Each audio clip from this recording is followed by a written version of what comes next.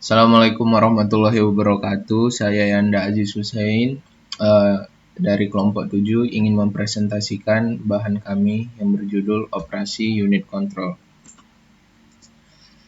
Unit kendali atau control unit atau biasanya disingkat dengan CU adalah salah satu bagian dari CPU yang bertugas untuk memberikan arahan atau kendali maupun kontrol terhadap operasi yang dilakukan di bagian ALU atau Arithmetic Logical Unit di dalam CPU tersebut. Output dari CU unit sendiri akan mengatur aktivitas bagian lainnya dari perangkat CPU. Selain itu, fungsi utama dan tugas-tugas dari CU ini atau control unit ini sendiri itu memiliki 5 fungsi penting. Yang pertama itu adalah mengatur dan mengendalikan alat-alat input dan output.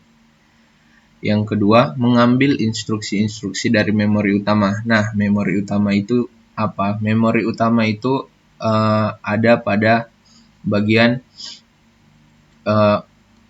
merupakan peralatan penyimpanan kecil yang mempunyai akses yang cukup tinggi dan berfungsi untuk menyimpan data dan instruksi dari prosesor yang sedang diproses. Nah, memori utama ini terbagi dua. Yang pertama itu ada random access memory yang berfungsi untuk menyimpan data dan hasil proses prosesor untuk sementara. Dan RAM ini sendiri bisa membaca dan menulis. Sedangkan ROM atau read only memory berbeda dengan RAM. ROM ini berfungsi untuk menyimpan data dari hasil proses secara permanen. Nah, ROM ini hanya dapat membaca dan tidak dapat menulis. Nah, kita lanjutkan tadi ke tugas control unit.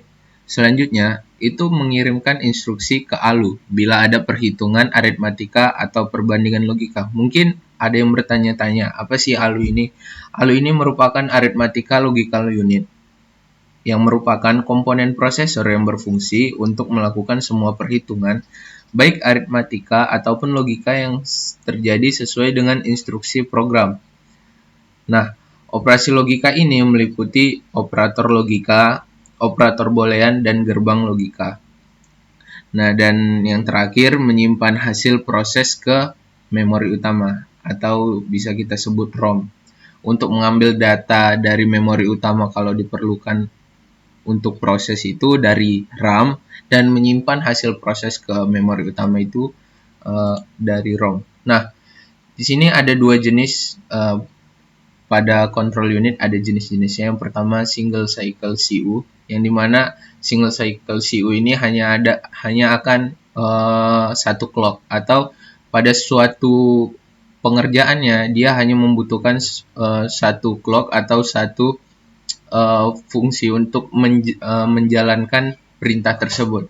Berbeda dengan multi cycle CU, dia ini memiliki banyak fungsi atau dia melaksanakan beberapa tugas sekaligus sehingga dia harus memiliki beberapa clock kayak gitu sehingga dia dapat menjalankan tugas-tugasnya tersebut secara bersamaan.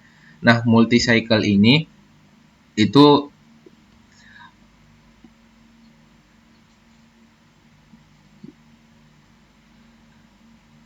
masing-masingnya akan menjadi fungsi dari 10 buah input logic. Jadi akan terdapat banyak fungsi boolean dan masing-masingnya tidak sederhana. Pada cycle ini, sinyal kontrol tidak dapat lagi ditentukan dengan melihat pada bit-bit instruksinya. Seperti itu.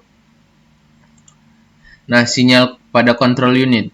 Jadi, sinyal pada control unit ini memiliki spesifikasinya masing-masing. Dalam melaksanakan fungsinya, unit control harus memiliki input yang memungkinkan untuk mengetahui suatu sistem dan memiliki output yang dapat mengatur perilaku sistem. Nah, spesifikasi internalnya, unit control ini harus memiliki logika yang diperlukan untuk membentuk fungsi pengurutan dan fungsi eksekusinya. Elemen-elemen yang ada pada sinyal kontrol yaitu sinyal mengaktifasi fungsi ALU yang tadi kita jelaskan atau Arithmetic Logical Unit, sinyal yang mengatur alur data, dan sinyal pada bus sistem eksternal. Di sini bisa dibaca apa aja fungsi-fungsi atau pengertian dari unit yang kita sebutkan sebelumnya. Di sini ada flag, yaitu unit kontrol untuk mengetahui status CPU, clock berfungsi untuk sinkronisasi operasi antar komponen, dan instruksi register itu menggunakan opcode untuk menggunakan operasi mikro yang dilakukan selama siklus, dan sinyal kontrol dari bus kontrol untuk memberitahu jalur ke unit kontrol untuk sinyal-sinyal tertentu. Di sini ada beberapa implementasi control unit. Yang pertama ada hardwire, microprogram, dan technic program. Nah, tapi saya akan menjelaskan microprogram yang sudah sangat dekat dengan kita sekarang dibandingkan hardwire dan thermic program. Nah, implementasi yang paling reliable saat ini adalah implementasi microprogram. Unit kontrol memerlukan sebuah memori untuk menyimpan program kontrolnya. Fungsi-fungsi pengontrolan dilakukan berdasarkan sebuah kontrol yang tersimpan pada unit kontrol. Selain itu, fungsi-fungsi pengontrolannya tidak berdasarkan decode dari input unit kontrol lagi. Teknik ini dapat menjawab kesulitan-kesulitan dalam implementasi hardware. Mungkin cukup sekian presentasi dari saya.